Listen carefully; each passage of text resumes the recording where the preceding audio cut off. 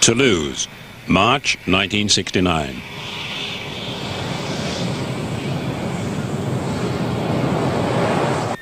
À Concorde, ici Blagnac Airport, autorisé décoller, vent au sol 320 degrés, 3 nœuds. Allô Blagnac, ici Concorde, décollage. After years of development work and months of delay, Concorde is about to take off for the first time. Just seconds to go. Et maintenant, enfin, le premier vol. 110 tons of aircraft, all up weight there. The magic moment with us. The crescendo of sound from the 593 Olympus. Allô Blagnac Airport, ici Concorde, je roule. She rose. Ce premier vol que vous tous allez voir maintenant en direct. Le voilà. 45 knots, 90, 135. Nose come up to 20 degrees, she's airborne. She flies. Concorde flies.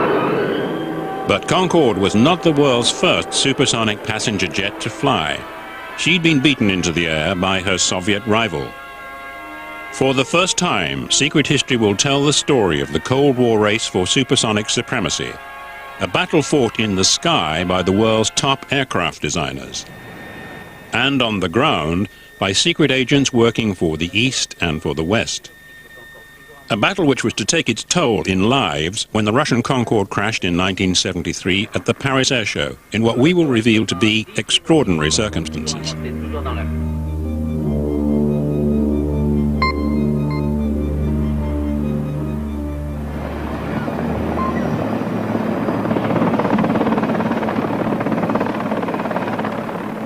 The race to build the world's first supersonic passenger jet began in 1961, when President Khrushchev, flushed with success from recent triumphs in the space race, heard news reports of early development work on Concorde.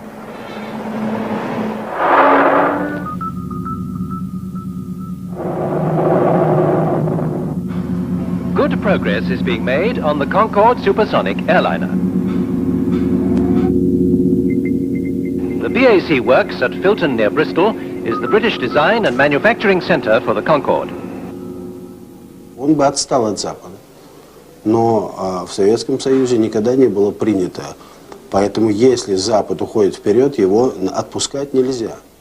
Его надо не отпускать, а надо с ним конкурировать и, если даже можно, в этом направлении обойти.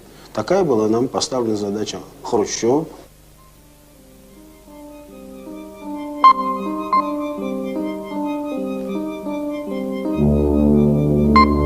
Deep in the heart of the Soviet Union, senior engineers from the Tupolev Design Bureau met in secret. Design blueprints for a Russian Concorde, called the Tu-144, were drafted and discussed. Khrushchev had appointed his favorite aircraft engineer, Andrei Tupolev, as the chief designer.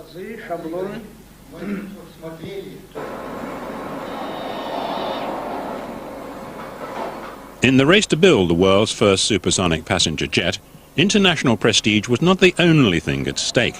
The market for supersonic travel was estimated to be worth billions of dollars.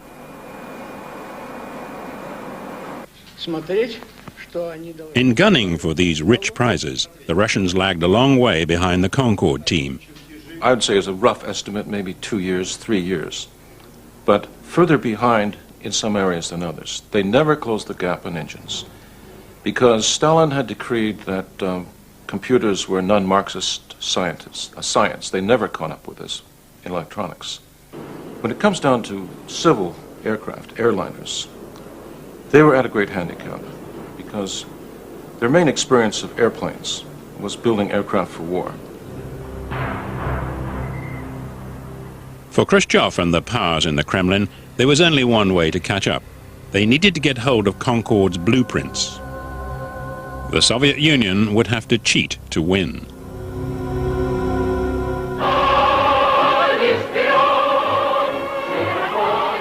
In the spring of 1963, Khrushchev instructed his vast espionage network to gather as much information as possible on Concorde's airframe and engines. There were lists of different things for their people in the West to find. Exchange students, for example, helped pay their scholarship in the West by leafing through open source magazines. The information was brought back into Russia. There was a kind of a central collection agency that got all this material together, this army of about 10,000 grubs going through this very turgid, very sensitive, hard to understand technical material. In France, the Russians recruited secret agents. Their mission, to penetrate Concorde's factories. The DST, the French intelligence service, was caught off guard. Et pendant un certain temps, les responsables économiques français, que ce soit des recherches de pointe ou les centres de recherche, n'avaient pas conscience des dangers que nous courions et du nombre d'agents qui, sur notre territoire, passaient leur temps à essayer de nous voler ces secrets. Within months of Khrushchev's order, Concorde secrets were heading east on the Ostend to Warsaw Express. As French counterintelligence were to discover in a later surveillance operation, Russian agents transferred the intelligence to microfilm. Then the couriers hid it behind grills, in towel dispensers, and in waste paper bins, cigar tins, and toothpaste tubes.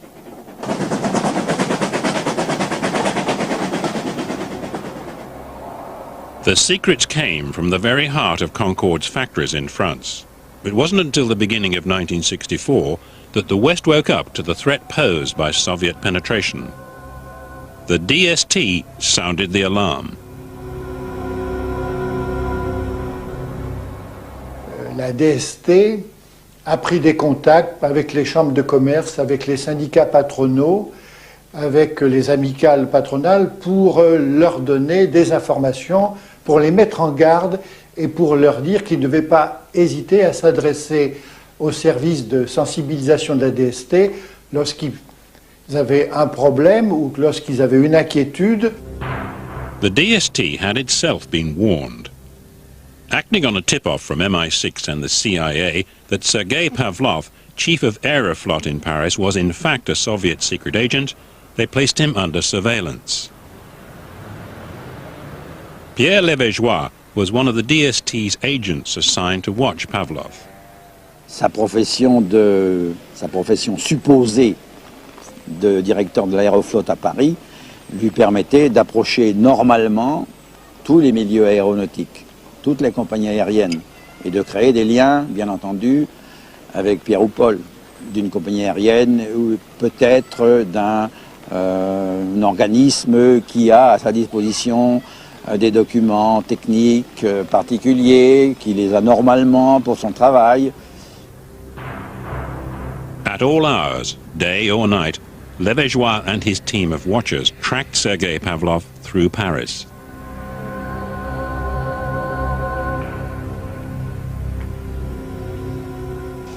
On suit, on écoute, et petit à petit, on recueille des éléments qui prouvent qu'on est sur la bonne voie ou qui prouvent qu'on est sur la mauvaise voie.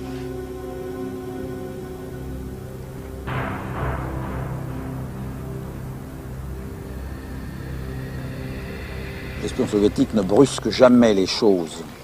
Il est très psychologue, il a sûrement fait des études pour ça. On dispose de plusieurs fonctionnaires dans des situations normales aux alentours, qui ne bougent pas. L'apparition des femmes dans le service a beaucoup aidé dans ce domaine parce qu'on a l'air moins bête avec une fille au bras que d'être tout seul.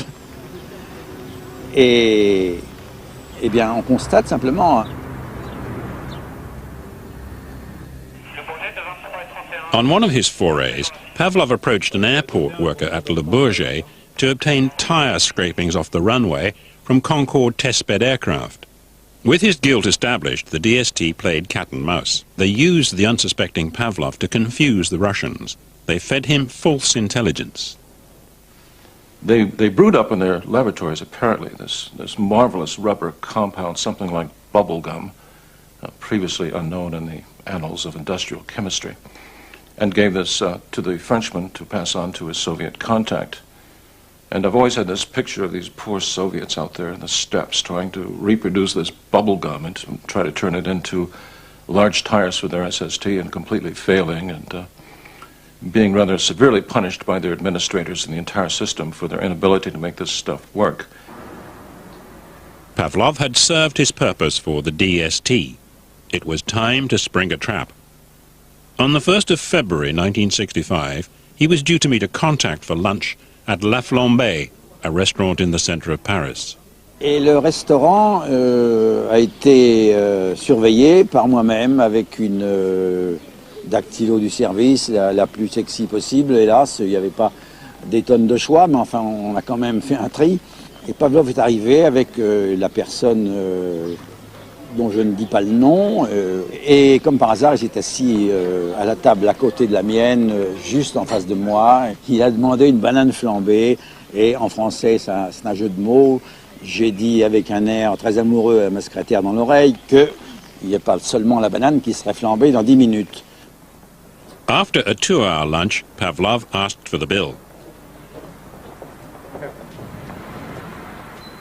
It was the signal for the DST agents on the blocked-off streets outside to move in. Il s'était intéressé au Concorde. On a trouvé d'ailleurs dans sa serviette les plans du train d'atterrissage du Concorde. To avoid diplomatic embarrassment, the French deported Pavlov. On his return to Moscow, he became Deputy Minister of Civil Aviation. But in France, the Russians had many strings to their bow.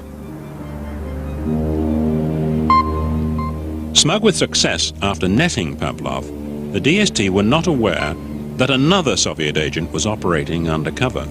His activities would not be discovered until it was far too late. The agent's name was Sergei Fabiev. In the drive to gather Concorde intelligence, he was Moscow's most powerful weapon. Fabiev, c'était un Français d'origine russe, donc à l'époque d'origine soviétique. C'était un ingénieur et qui finalement a été contacté par un officier traitant du GRU, service de renseignement militaire, et qui avait constitué un véritable réseau d'espionnage au bénéfice du GRU. For 15 years, undetected by the DST, Sergei Fabiev supplied thousands of pages of technical documents to his Soviet controllers, gleaned from his network of communist sympathizers and paid informants within the French aviation industry. Et il a été arrêté en 1977 et finalement, assez rapidement, une fois entre les mains des services de la DST, il a fini par coopérer dans une certaine mesure au cours de ses interrogatoires. Sergei Fabiev had been blown by a Soviet defector. In return for a reduction in his prison sentence under interrogation at DST headquarters, the devastating value of the secrets he'd passed to Russia became apparent. Car les agents qui se trouvent sur notre territoire correspondaient avec la centrale au service duquel il s'était placé par ce qu'on appelait des espèces d'émissions flash. The DST intercepted these messages and stored them in their archive. But without knowing Fabiev's transmission code, they couldn't decipher them. During his interrogation, Fabiev revealed his secret code, enabling the French to read the stored messages. The French, I understand, brought somebody back from retirement to work through this mountain of Russian language material, and in it they found the congratulations from Moscow for making off with the entire set of blueprints for the Concorde prototype. By the beginning of 1968, with the help of espionage agents like Sergei Fabiev, the Soviets had managed to catch up with Concorde. The shape of the Soviet plane was still a closely guarded secret. True to Khrushchev's orders, they were now poised to overtake the West.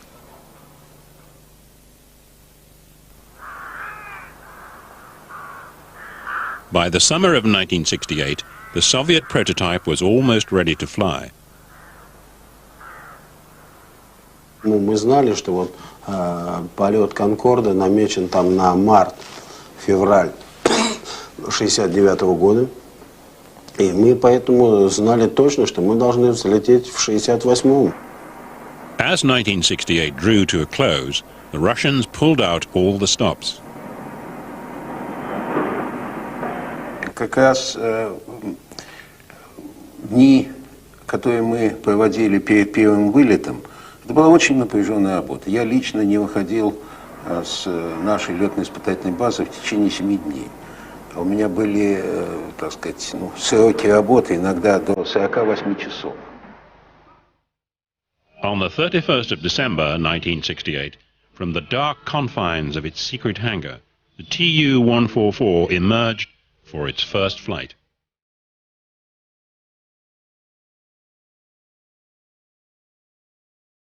Its extraordinary resemblance to Concorde was immediately apparent. There was no public announcement. If anything went wrong, the Soviets could deny the flight had ever taken place. A small crowd of people, including Andrei Tupolev and his son Alexei, gathered on the runway to watch.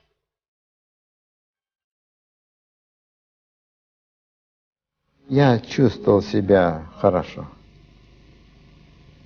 Отец чувствовал себя хорошо. Он был уверен, что в первом полете ничего не произойдет. Это передавалось нам, непосредственным исполнителям его воли.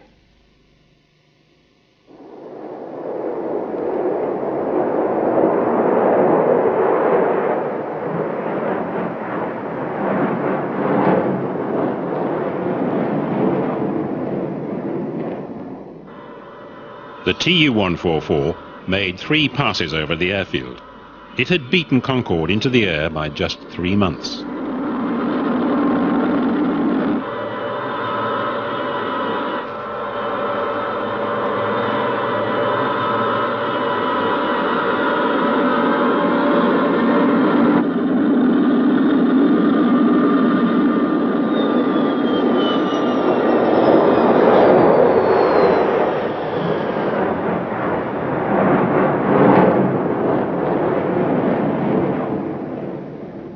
To be the first, just when you run on the sprint. If you win 1/10 of a second, you will be world champion. So we are first in the world, supersonic. Passenger. First. The Soviets flashed pictures of their triumph around the world. Western designers were appalled by the resemblance to Concorde. The media were quick to name it Concordsky.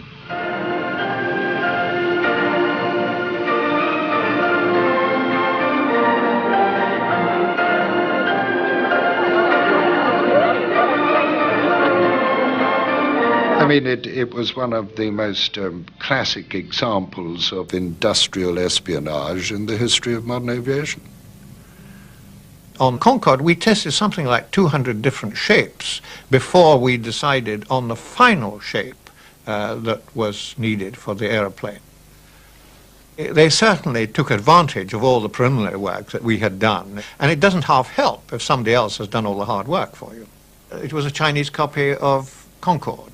And I have to say, even from a superficial look, not a very good Chinese copy, because I think they'd made a number of fundamental mistakes.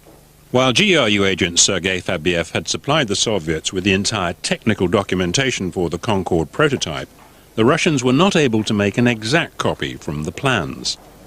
It's very difficult to make copy. Different system in drawing, different system in measurement. Different system in technology. different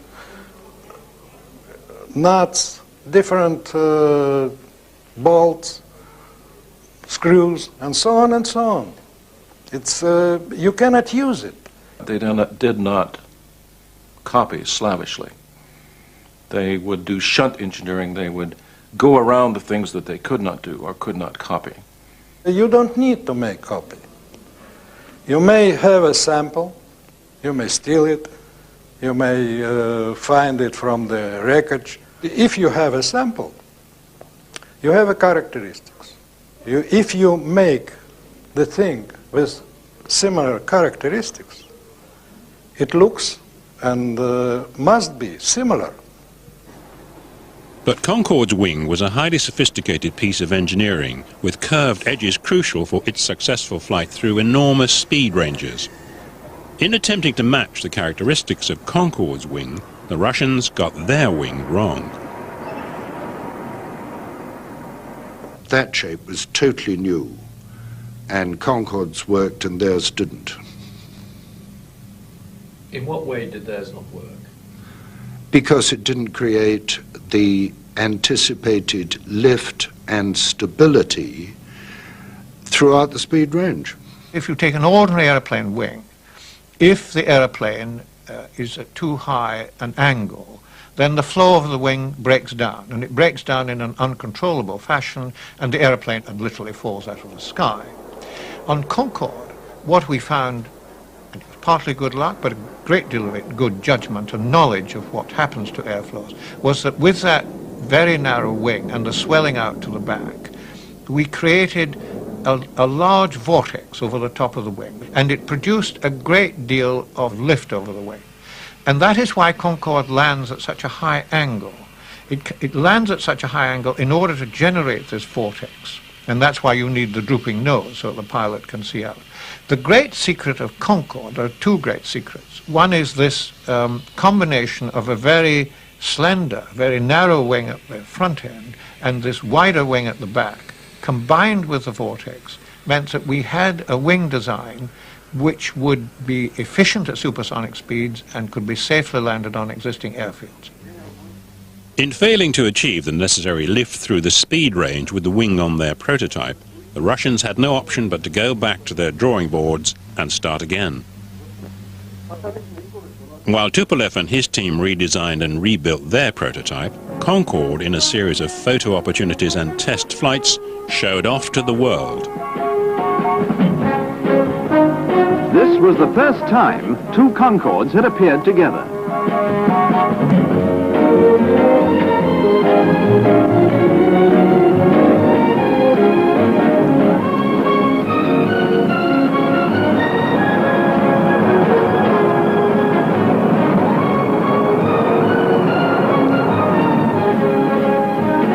Split-second timing of the display and the immaculate flying by the two crews aroused immense enthusiasm.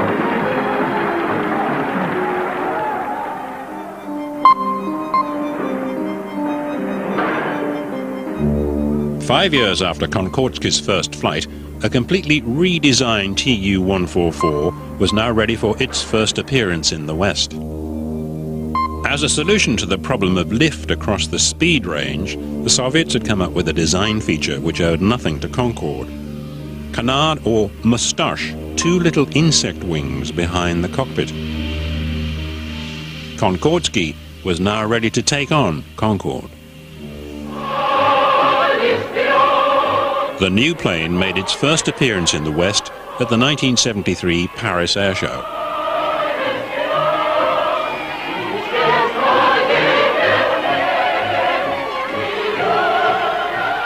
There was earnest consternation at the FAA in Washington. Are the Russians going to run away with the supersonic transport market? They claimed it was faster. They claimed it was clean and quiet. It was a very impressive aircraft. We took it very seriously.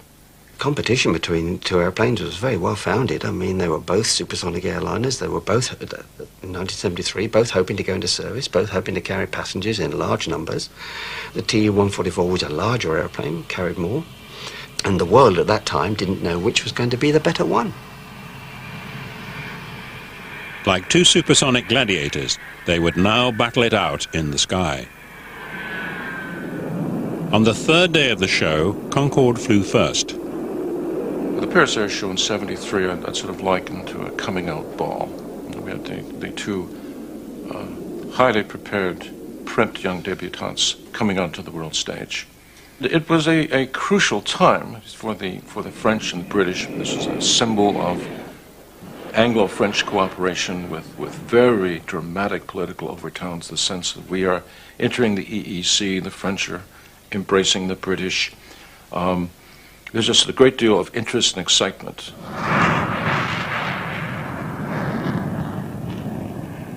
Konkordsky was scheduled to fly directly after Concorde. As it taxied for takeoff, the Russian pilot Koslov was told by the French air traffic controllers that his display time had been cut in half. The French, in my opinion, intervened into a scientific, technical spectacle for political reasons.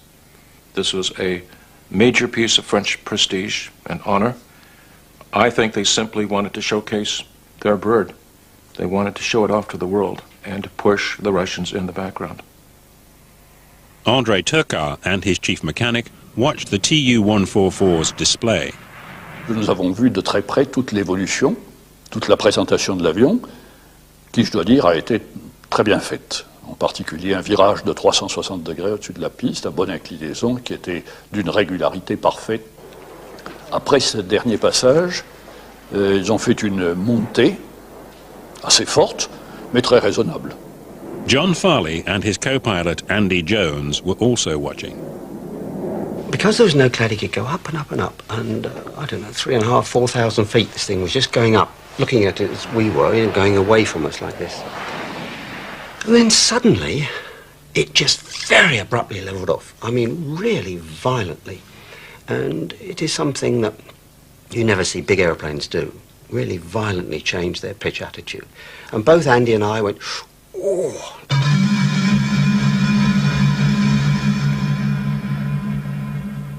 You got this vision of this aircraft coming down, and it has to do with the angle, the speed, and the distance remaining when you think, that's not right. And I said to Andy, he's lost it. And at that point, with the aircraft still fairly well up, probably, I don't know, 1,500 feet or a bit less, it started to break up and had clearly been overstressed.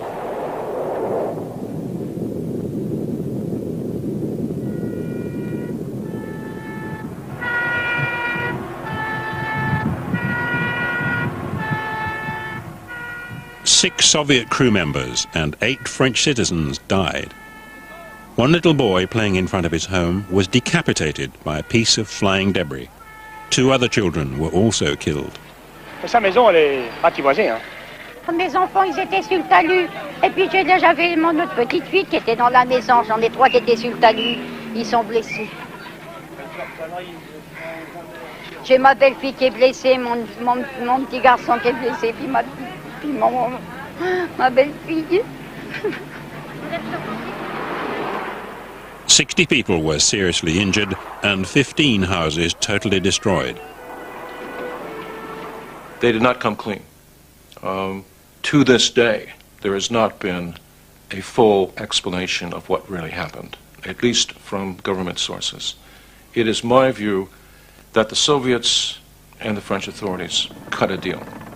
In part 3, for the first time, Secret History will reveal what really caused Konkordsky to fall out of the sky on Goussainville.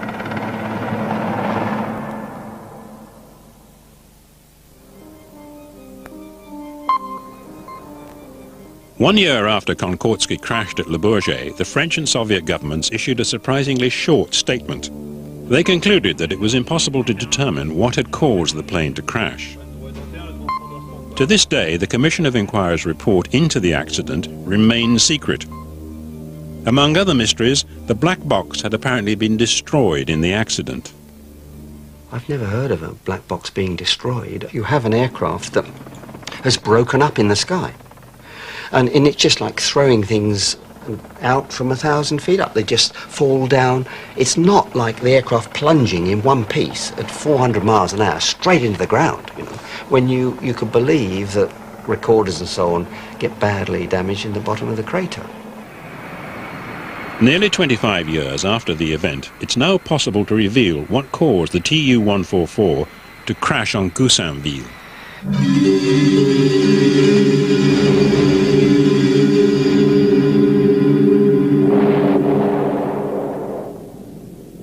Minutes before Concorde and the Tu-144 were scheduled to fly, a French Army Mirage took off on a covert reconnaissance mission.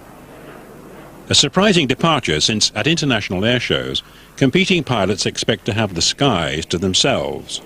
The regulations state that an 8,000-meter column of airspace must be kept free for their display. Concorde's crew were warned that the Mirage would be flying during its demonstration. We asked Jean Forestier, president of the Commission of Inquiry into the accident, if the same courtesy had been extended to Concordski's crew. Non. Pourquoi pas? Bon, écoutez. On est en train d'aller ailleurs. Si c'est ça, on va faire un tour d'éléments absolument impossible. Bon, écoutez, moi c'est très clair, la conversation a pris un tour tel que je vous prie de tenir tout ceci pour nul et non avenu et que je m'en vais. C'est clair. Bon, alors c'est fini. Non, mais c'est fini, puis c'est tout. Monsieur Forestier, c'est très important pour nous que nous... Oui, ben c'est très important pour vous. Vous mettrez ce que vous voudrez dans votre film, mais vous ne m'y mettrez pas. C'est clair. Bon, où est mon imperméable? Jean Forestier's remarkable revelation that the Soviet crew were not warned of the Mirage was excluded from the government's statement. The French were embarrassed to admit this breach of international airshow regulations because the Mirage was in fact on a clandestine mission to photograph the Tu-144 during its display. In particular, they wanted detailed film of the canards, the insect wings behind the cockpit. Subsequently, a similar wing design was used on French military aircraft.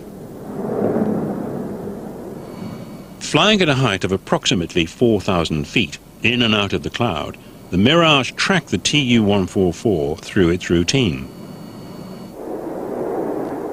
As the Soviet plane climbed on a trajectory which would cross the Mirage's flight path, the pilot, Koslov, was not aware that it was flying directly above him. И в момент, когда летчики увидели «Мираж», который шел, значит, примерно на одной и той же высоте, что и Ту-144, понять, в каком направлении он шел, то есть на них или от них, они не могли. To avoid colliding with the Mirage, Koslov was forced to take drastic action. He pitched the plane violently downwards, causing gravitational forces at -1g, known in pilot's jargon as a bunt. And we talked to the Russian ground crew immediately after the accident, and they all said, as did a Rolls-Royce chap who was familiar with their engine, they all said, well, the engines would not have taken that bunt. Now, what they meant by that was that compressors would probably have surged. This means that you lose thrust. The rotating machinery at the front of the engine, which is generating the pressure before it gets to the combustion chamber where you burn the fuel, that will have stalled. It's purely aerodynamic, and it would have stalled. So he had 1, 2, maybe even all 3 or 4 of his engines misbehaving now. So he's level. And you can almost see the question mark over the top of the aeroplane, you know, as it's going along level. At a height of 4,000 feet, Koslov had just one option, to put the plane into a steep kamikaze dive in an attempt to windmill start his engines. So he's got to lower the nose, quickly get some speed up, get these engines blowing around, and then go through a few checklists, turn on the fuel, turn on the ignition, and so on. And I suspect that he did this and was completely preoccupied with it, probably got 1, 2, maybe even all of them going again, and suddenly thought, oh, look at the height, you see. Koslov clearly virtually recovered the aeroplane, but in so doing, which would have meant pulling back on the stick in this instance, he overstressed the aeroplane to such an extent that there was a structural failure.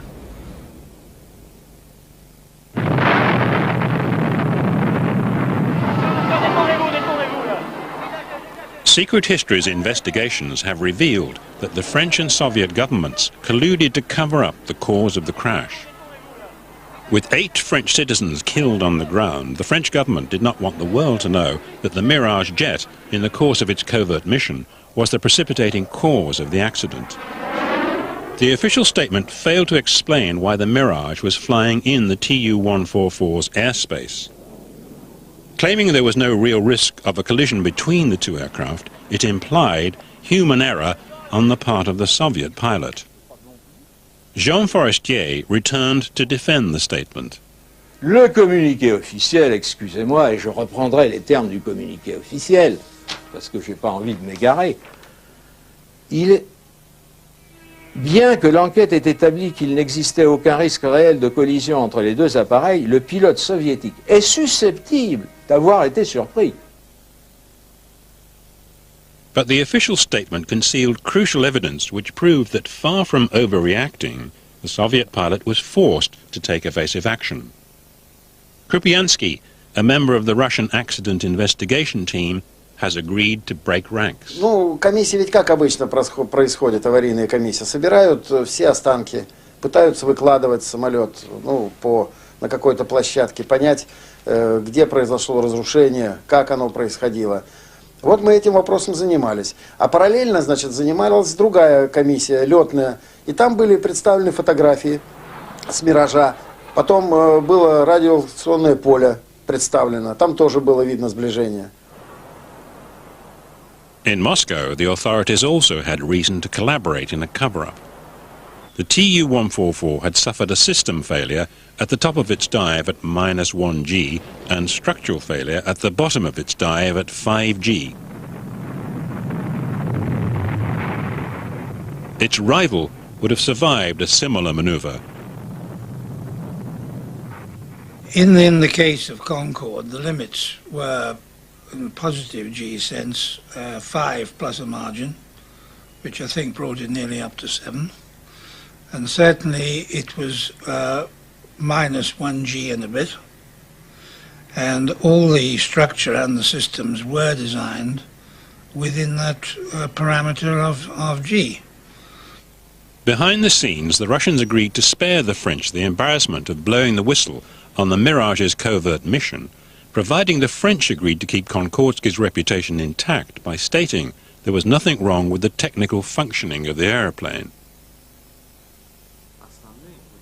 Alexei Tupolev was the Soviet head of the Commission of Inquiry. We suggested to him that the French and the Russians colluded to cover up the true cause of the crash. Ну, так это каждой комиссии является не основной причиной. Rather than revealing the true cause of the crash, the government statement claimed that a fourth man, flight engineer Benderov, was filming in the cockpit on behalf of a French television crew and speculated that he was to blame. The French and the Russians are still sticking to their story today. И в заключении написано, что, скорее всего, эта камера, когда экипаж резко отдал колонку от себя, а Бендеров полетел вверх в потолок, она выпала из рук и попала между колонкой и полом кабины. C'est que dans le Tupolev 144, virgule, et probablement dans un certain nombre d'autres Tupolev à l'époque, virgule, il existe au pied du manche un creux énorme, un réceptacle qui permet éventuellement à une caméra ou à toute autre chose de venir coincer le manche en position plein piqué. The official statement suggested that with the control column blocked, the pilot could not pull the plane out of its dive. As proof of this theory, it claimed that Benderov's body was found in the cockpit. Il est certain que à la fin, il y a 4 cadavres là où il n'y a que 3 sièges. Il y a donc un homme non attaché dans la cabine au moment critique. But those on the scene at the time deny this. We tracked down the firemen who pulled the bodies of the aircrew from the wreckage. Alors le cockpit se situait de l'autre côté de la rue. Et on a retrouvé le tableau de bord, le cockpit et les pilotes au même endroit, c'est-à-dire dans les décombres du pavillon. Je dis c'est que les morceaux qu'on a vus, hein. Même au niveau des pilotes, ils étaient plus rangés, hein. C'était que. Si vous voulez, pour vous donner une image, c'est un pavillon avec un étage qui existait, hein. Et on a retrouvé tout le cockpit et les corps des pilotes dans la cave. Donc il a écrasé complètement le pavillon et tout s'est retrouvé en sous-sol. Il y avait combien de corps donc Ils étaient 3. 3 dans le pavillon qu'il a fallu sortir. Vous êtes bien sûr qu'il n'y avait pas un 4e corps Lorsque on a sorti les corps, on en a sorti 3. Je ne voudrais pas vous rappeler la manière dont peut être un corps quand il a reçu des tonnes de béton sur lui, hein. Maintenant, les totaliser, vous dire qu'il y en avait 4, qu'il y en avait 5. Moi, personnellement, je peux vous dire j'en ai sorti 3 parce que j'étais là. Such clear recollections flatly contradict the government's version. In particular, their hypothesis that Benderoff and his camera were responsible for the accident. During an uncomfortable interview, Jean Forestier finally admitted that high-level political considerations influenced the wording of the government statement. Il y avait des groupes à un niveau nettement supérieur au mien de relations entre les autorités françaises et les autorités soviétiques qui opéraient donc à un niveau qui n'avait rien à voir avec une commission d'enquête technique cherchant paisiblement à faire le tour technique d'un accident.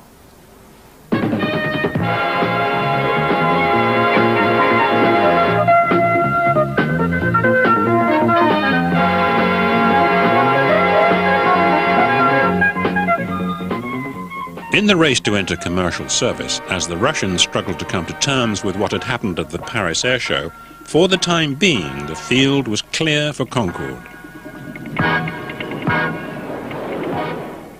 Back in 1967, when the plane was first rolled out, the British and French were supremely confident that over 200 Concordes would be sold to the world's airlines.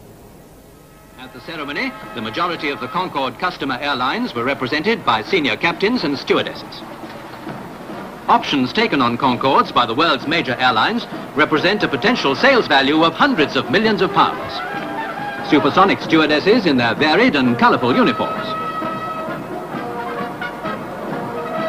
Most spectators agreed that this too was a beautiful sight. But this, of course, is what they'd really come to see, the Concorde. By 1973, the world's major airlines had not taken up their options to buy. Concorde was forced to go scouting around the world to drum up business. Here at Tehran, the passengers are headed by His Imperial Majesty the Shah of Iran, who had previously stated his country's interest in Concorde. Even at twice the speed of sound, there isn't a tremor to shake the composure or the hand of the supersonic steward. But neither the Shah nor the major world airlines bought the plane. Concorde took a long time to develop. I mean, the development of a subsonic aircraft is perhaps 2.5 years. Concorde took 11 or 12 years. And the world changed in that time. With the introduction of the 747, the mass market was where the big money was to be made, not from the jet set in a plane burdened by sonic booms. The environmental lobby became much stronger than it was in the 1950s, particularly in relation to sonic booms. And once it had been decided that the aircraft could not fly supersonically, even over desert lands, then that reduced an enormous slice of the market. Despite original projections of over 200 Concordes, just 16 were built. The calculations that had been made on the profitability of Concorde simply went out of the window, so that one was left in the end with the two national airlines as the only customers for the airplane. Konkordsky's future was even more uncertain. Andrei Tupolev did not live to see his plane crash at Paris. He died in 1972. Despite efforts to exonerate his plane from blame, to the powers in the Kremlin, its image had been tarnished. No longer the proud symbol of Soviet scientific endeavor, Konkordsky's commercial service was confined to domestic flights. but his team remained loyal. Но я совершенно четко могу сказать, что, значит, в целом ряде параметров Ту-144 он превосходит Конкорд. Мое мнение таково, что самолет в силу своего создания в этот период времени, он опередил возможности страны, ну если не на 10, то на 15 даже лет.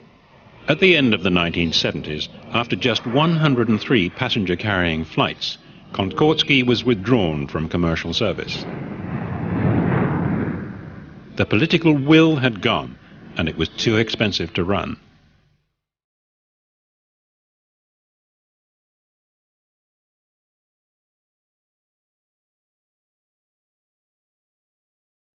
Of the 17 planes built, 3 survived for military flight tests. The rest became museum exhibits, rusting relics of the supersonic age.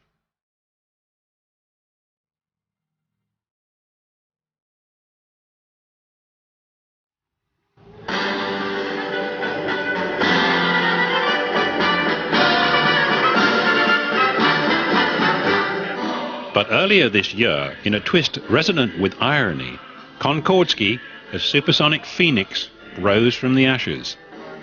This is truly an historic occasion.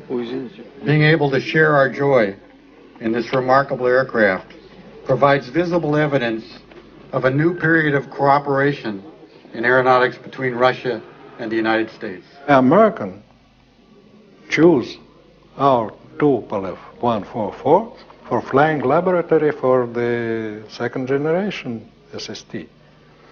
Because we can fly faster, we can fly higher. Well, the purpose of the project is to get technical data actually from in-flight measurements on an actual supersonic transport, very large supersonic transport. So we can drill holes in it and put in pressure taps, acoustic microphones, all of those kind of things. To go ahead and develop a supersonic transport of the next generation will require an investment of over $20 billion US. Before anybody's willing to make that kind of an investment, they have to be very confident that the airplane that comes out of that is going to be successful. And by that we mean fares very close to subsonic fare levels. I mean, it's a 300-passenger airplane. Has to have range enough to go across the Pacific as opposed to just across the Atlantic, because that's where the big market growth is. And has to do it and be environmentally compatible so that the noise levels are as quiet as today's subsonic airplanes, so that the emissions do not destroy any ozone, and so that sonic boom is restricted only to overwater operations. In the new race to build a second-generation supersonic passenger jet, the Eagle and the Bear are united against Europe. Britain and France have also designed a son of Concorde. But the Russians and the Americans are off the mark first. The problem is money. It would be hugely expensive. It would have to be bigger than Concorde to be successful. Neither the British or French governments could afford to take a major part in this program. And it's questionable whether private finance could provide the amounts of money needed. What we've got to strive for in this country is for somebody to wake up and put some money into the project. Otherwise, you know, we'll be lucky if we get the nose wheel. Okay. While the British and the French await funding, the Americans and the Russians are steaming ahead in the next phase of the supersonic age. The newly rebuilt Tupolev 144, part product of the Soviet Union's vast espionage networks, and the victim of French intrigue, is now fully kitted out with American flight test equipment. Within weeks, Konkordsky will fly again.